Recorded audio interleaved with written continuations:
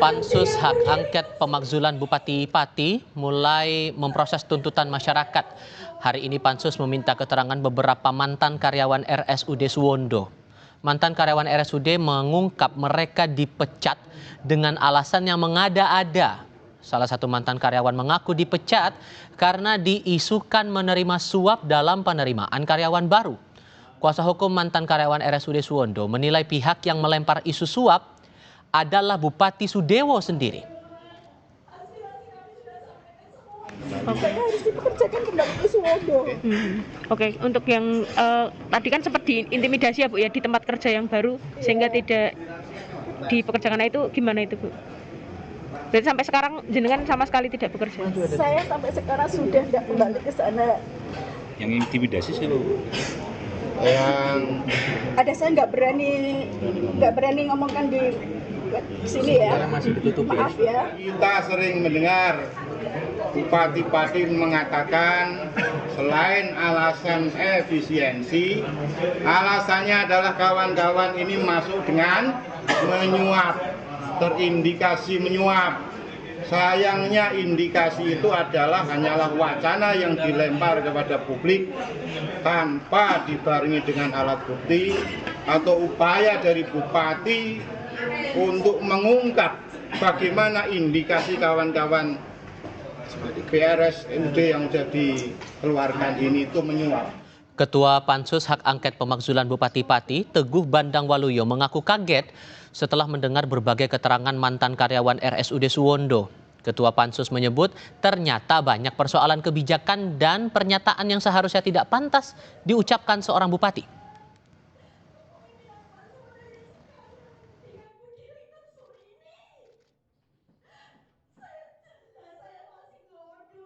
Kita pendukung keterangan teman-teman ex Suwondo kami terima, banyak hal yang menjadi catatan kami, bahkan sampai ini kami kaget ada beberapa persoalan yang sangat memprihatinkan. Bahkan tadi disampaikan juga keterangan Pak Bupati yang di TikTok atau di video atau di teman-teman media mengatakan kalau teman-teman ini masuknya tidak pakai tes, teman-teman ini masuknya tidak pakai prosedur yang benar, ternyata ada yang benar, ada proses yang benar. Sorotan berikutnya, Istana Saudara membantah tudingan kebijakan kenaikan PBB hingga 250% yang berujung pada aksi demo di Kabupaten Pati merupakan dampak dari kebijakan efisiensi anggaran. Istana menyebut kejadian hanya terjadi di Pati, jadi bukan karena kebijakan efisiensi, melainkan hanya bagian dari dinamika lokal. Hasan Nasbi menjelaskan kebijakan efisiensi yang dijalankan sejak awal tahun 2025 ini berlaku di seluruh kabupaten kota dan kementerian lembaga.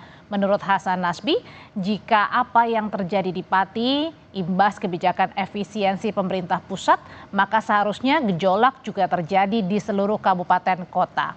Hasan Nasbi menambahkan, kebijakan penerapan tarif PBB merupakan kewenangan pemerintah daerah. Tuduhan bahwa hal-hal yang dilakukan oleh beberapa pemerintah daerah ini terkait dengan kebijakan efisiensi, kami menganggap ini sebuah tanggapan yang prematur. Ya, teman-teman, efisiensi di awal tahun 2025 itu tidak hanya untuk satu kabupaten kota. Tidak hanya untuk 2 kabupaten kota, tapi untuk 500-an kabupaten kota. Ya kan? Untuk 500-an kabupaten kota. Untuk seluruh kementerian dan lembaga yang ada di pemerintah pusat. Jadi kalau ada kejadian spesifik, satu kejadian di Pati, ini dinamika lokal. Menteri Dalam Negeri Tito Karnavian meminta masyarakat Kabupaten Pati menjalankan mekanisme konstitusional dalam menyampaikan tuntutan pemakzulan terhadap Bupati Pati Sudewo. Tito menegaskan proses pemberhentian seorang kepala daerah punya mekanisme hukum yang harus diikuti. Tito mengingatkan penolakan terhadap kebijakan tidak boleh diwujudkan dengan tindakan anarkistis atau kekerasan. jangan anarkis ya. Sampaikan Pak Bupatinya sudah menyampaikan permohonan maaf, sudah mencabut ya. Nah, kemudian kok ada tuntutan yang lain untuk pemakzulan. Pemakzulan itu ada mekanismenya. Mekanismenya diantaranya adalah melalui mekanisme DPR. Saya dengar DPR sudah membuat pansus. Ya udah kita ikutin aja itu, tapi jaga situasi kondusif ya. Ingat aturan sudah dicabut. Lalu bagaimana dari hasil sidang pansus hak angket pemakzulan Bupati Pati hari ini? Sudah bergabung bersama kami dengan Wakil Ketua Pansus Pemakzulan Bupati Pati, Joni Kurnianto. Selamat sore, Pak Joni. Selamat sore, Mbak. Pak Joni, ya, apa temuan baru Pansus Pak hari ini? Jadi hari ini kita tadi pagi itu baru ketemu dengan tim ahli ya, tenaga ahli yang dari akademisi Mas Junaidi dari Wakil Rektor UNS ya Solo. Nah itu memang kita menggali apa sih sebaiknya untuk pansus hak angket itu Mbak. Jadi sampai hari ini kita sudah memanggil, contohnya tadi kita sudah memanggil para perwakilan dari pegawai RSUD yang diputus kerjakan. Ada yang 20 tahun, ada yang udah 15 tahun, ada 18 tahun. Nanti sudah ketemu kita perwakilan 5 orang, kemudian juga kita habis itu kita panggil dari manajemen rumah sakit, kemudian juga kita panggil badan kepegawaian di daerah Pati, kemudian juga tadi terakhir kita manggil ASN 1 beserta beberapa bagian hukum juga. Jadi kita panggil di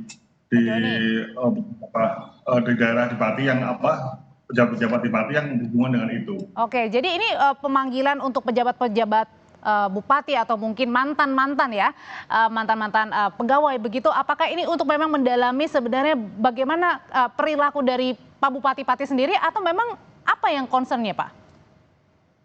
Ya, jadi gini Mbak, jadi setelah dari tenaga ahli itu, jadi menyampaikan bahwa kita itu di pansus hak angket itu adalah mencari data dan mencari bukti selengkap-lengkapnya, sedetil-detilnya, yang nanti akan kita serahkan ke pimpinan DPRD melalui rapat paripurna DPRD, yang hasilnya akan kita berikan ke MA. Nanti MA yang akan memutuskan dan juga akan memberikan ke Mendagri dan Presiden. Tetapi memang MA itu tidak menyidangkan, tapi yang sidangnya ya di rapat pansus ini Mbak. Jadi kita betul-betul mencari data selengkap-lengkapnya gitu Mbak. Berarti artinya temuan-temuan yang sedang dicari oleh tim Anda ini adalah bukan hanya berkaitan dengan kenaikan 250% PBB ya, tetapi juga sekecil apapun bukti ini sedang dikumpulkan oleh DPRD. Iya, ini Mbak. Jadi kami kan istilahnya kan kami diminta oleh pendemo itu kan, masyarakat Pati itu kan ingin 22 tuntutan. Oke. Yang dikirimkan ke kita. Nah 22 tuntutan sudah kita saring, itu total itu 12 tuntutan. 12 tuntutan. Nah itu yang kita cari data dan buktinya ya itu Mbak. Kita panggil ya seperti pengadilan. Jadi fungsi pansus hak angket ini seperti pengadilan Mbak. Dari hak angket sendiri apakah juga nanti akan dipanggil Bupati Patinya sendiri?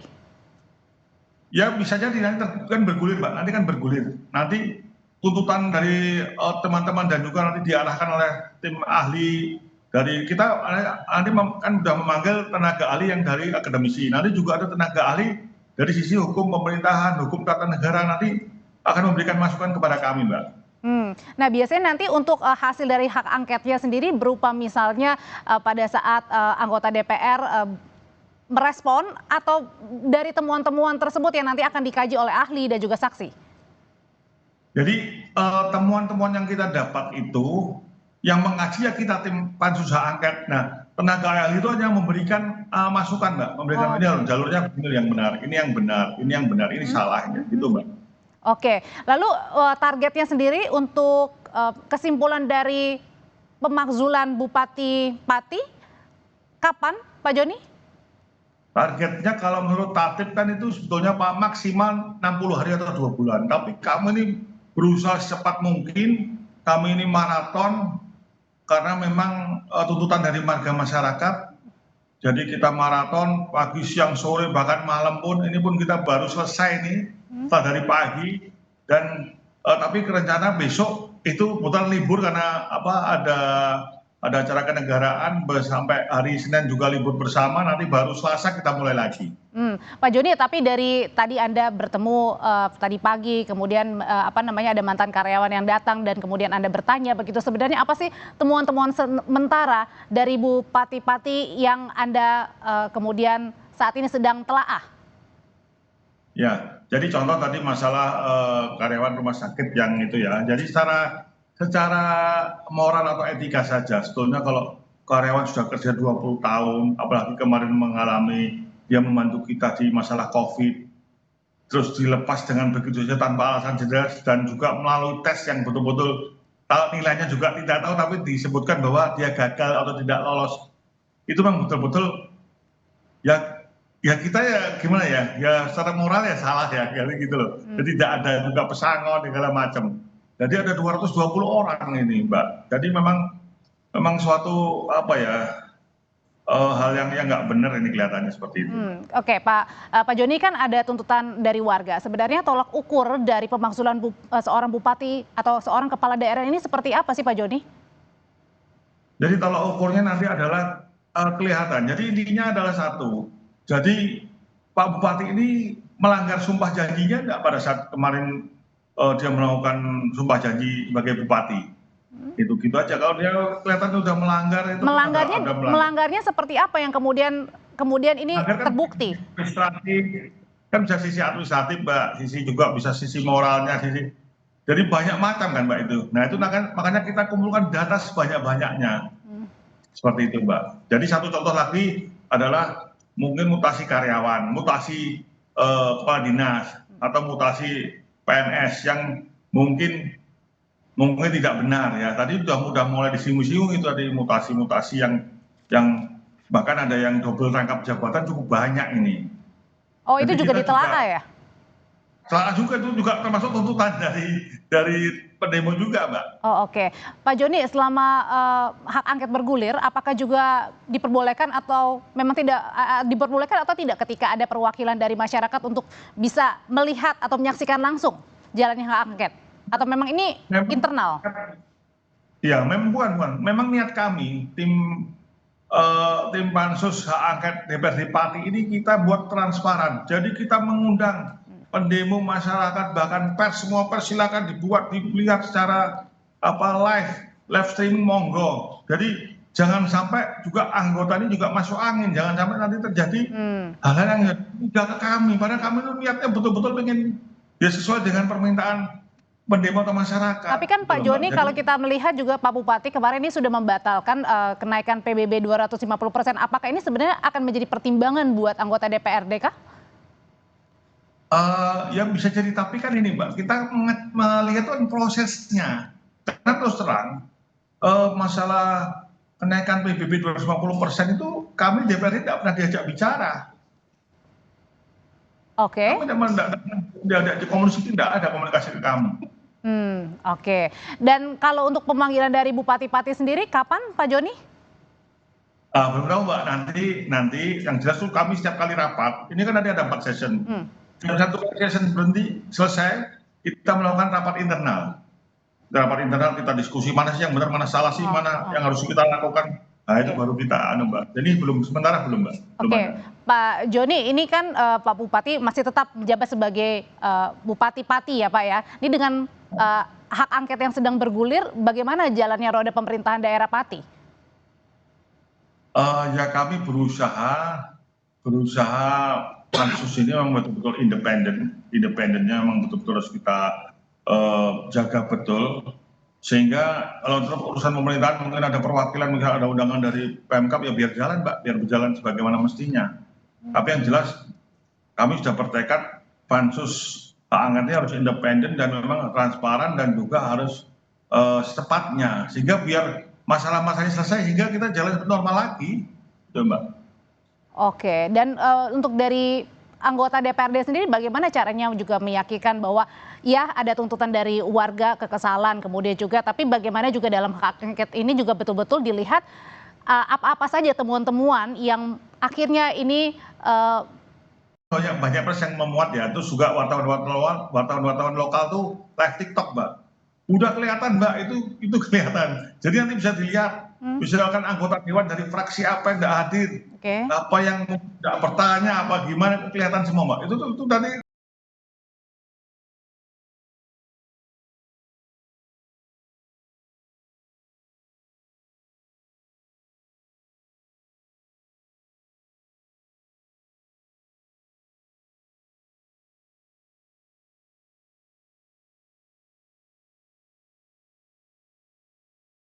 Mbak bisa lihat nanti komentar-komentarnya tuh. Oke.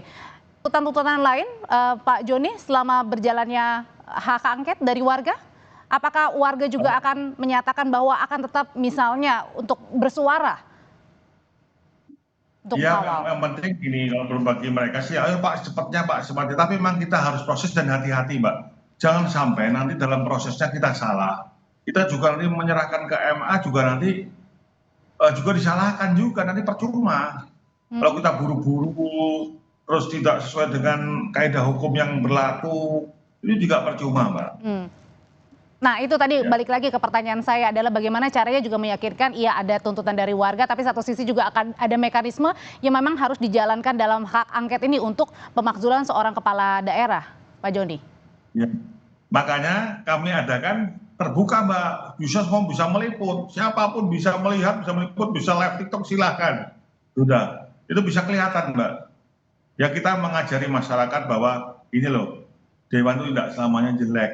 Jadi kita ini betul-betul kerja seperti ini, gitu, Mbak. Biarpun yang komentarnya lucu-lucu, wah Dewan ini kok diem aja, mulut aja, macam-macam ya. Tapi ya kita tidak apa-apa, biasa itu. Oke, dalam hak angket apakah juga akan misalnya memanggil mungkin atau meminta pendapat dari pihak Kementerian Dalam Negeri, Pak Joni? Bisa saja, Mbak, bisa saja. Seperti nanti rencana kita juga memanggil ada beberapa yang dari pusat. Bisa. Dan nanti pun juga kami lagi mempelajari, kami akan memanggil ke ahli yang dari pusat dan memang itu orang terkenal. Nanti tapi mau saya sebutkan sih nanti biar. Ini untuk menjadi ahli, saksi atau apa? Tim ahli yang memang betul-betul punya kemampuan tentang hukum tata negara. Gitu. Oke, Pak Joni, ini kan Bupati Pati Pak Sudewo ini merupakan kader dari partai politik ya, Partai Gerindra. Apakah kemudian juga ini bagaimana kemudian di internal di gejolak DPRD sendiri yang punya kadernya dari Gerindra, seperti apa Pak Joni? Jadi seperti kemarin pada saat rapat paripurna pembentukan pansus hak angket, kita semua kalau nggak salah 8 fraksi utuh itu termasuk Gerindra ikut mendukung diadakannya hak angket. Itu, Mbak. Jadi semuanya mendukung, termasuk Pak. Oke, kalau untuk besok adakah pemanggilan lagi saksi besok, atau mungkin ahli? Besok libur sampai Senin, nanti Selasa mulai lagi. Ada nanti kita panggil lagi. Oh jadi berarti besok ada jeda untuk 17 Agustus sampai Selasa depan lagi? Iya, siap, Mbak. Selasa depan Pak Joni rencananya akan memanggil? Rencana memanggil yang kita mendalami lagi bidang rumah sakit sama nanti yang masalah PBB juga. Yang kemarin masalah PBB yang ramai itu kita panggil nanti prosesnya seperti apa. Kita coba kita lebih dalami. Oke, Pak Joni, tapi kalau menurut dari pandangan Bapak sendiri sebenarnya aksi warga ini adalah buntut ya atau pada saat klimaksnya adalah ini buntut dari kekecewaan ya mereka terhadap bupatinya sendiri yang mereka pilih waktu pilkada kemarin. Nah sebenarnya kalau dari Pak Joni sendiri melihatnya bagaimana sih Pak? Ya kalau saya melihat saya selama 4 periode jadi DPRD Pati, saya tuh memang kemarin tuh hal yang luar biasa sekali karena gini, warga masyarakat tuh urunan loh Mbak, nyumbang bahkan tukang becak, tukang ojek, tukang petani sampai saya ke pasar orang pasar bilang Pak besok Pak Heru libur loh Pak, loh kemana? Ada yang bilang demo, ada yang bilang buat nasi bungkus untuk pendemo. Saya toko-toko pada tutup semua, perusahaan juga pada ditutup semua, pada pengen ikut demo, itu loh Mbak. Jadi ini benar-benar warga tapi kalau ternyata memang betul ada partai politik yang menunggangi istilahnya, pasti tidak seramai itu Mbak. Ini murni warga Mbak, murni warga. Oke, dan artinya nanti ini juga masih terus bergulir ya, karena tadi ada waktu untuk kemudian menggunakan hak angketnya ya, anggota DPRD untuk kasus pemakzulan Bupati Pati. Terima kasih Wakil Ketua Pansus Pemakzulan Bupati Pati, Joni Kurnianto. Ya Mbak, matur nuwun. Kami akan